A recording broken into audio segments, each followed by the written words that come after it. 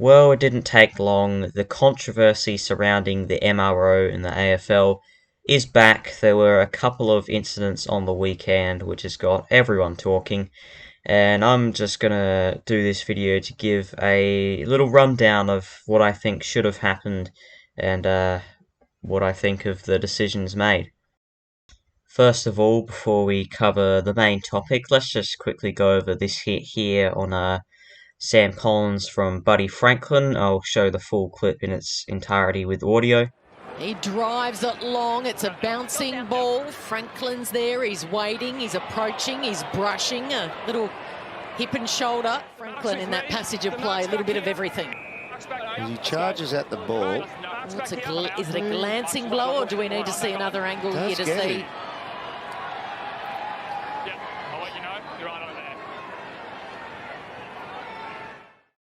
Okay, so Buddy Franklin got the 1 week for that hit on Sam Collins.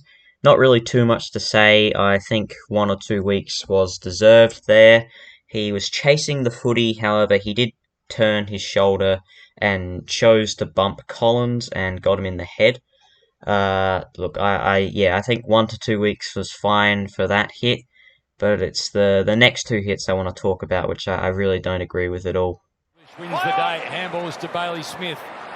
Runs past a couple. Too high from Pickett. Downfield it'll be.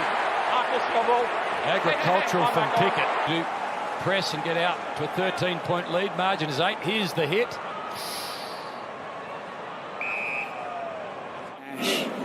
Brings it back into play. It landed between four. Oh, he's ironed him out. McAdam. Ware has gone down. Buckley remonstrates. Here we go.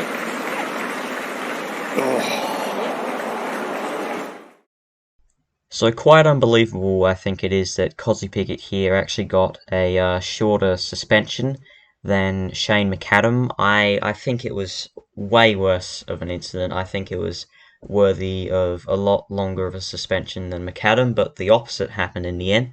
He only got 2 weeks when really this should be 4 to 6 weeks. It is about as bad as anything you'll see on the footy field, behind elbowing someone coming back with a flight or King hitting someone 100 metres off the ball. It is, I mean, the ball had been disposed of like well before he had chosen to bump, and then he launched himself off the ground and bumped Bailey Smith in the head. There was no way he was aiming for the chest or anything, or else he would have just stayed on the ground and bumped him in the chest. He actually jumped off the ground, aimed for the head. It could have caused some serious damage. Like Bailey Smith, how he just got up and pretty much walked it off, I don't know. Now let's take a look at the Shane McAdam hit, and for starters, it was actually on the ball. It wasn't after the ball had been disposed of. The player he bumped actually had the ball in hand.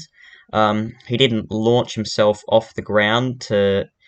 It looked like he was clearly aiming for the chest, and if you actually pause right when he makes contact with Were, you can see that it kind of looks like he doesn't even make contact with the head. It's just the sort of like the inertia taking over and his head kind of lashing forward, which makes it look like he bumped him in the head, when in reality he, at worst, just got him barely in like the lower part of the head, like the chin. So most of the contact wasn't even in the head, and yet somehow, despite all of that, he got a longer ban than Kozzy Pickett, which I for the life of me, cannot understand.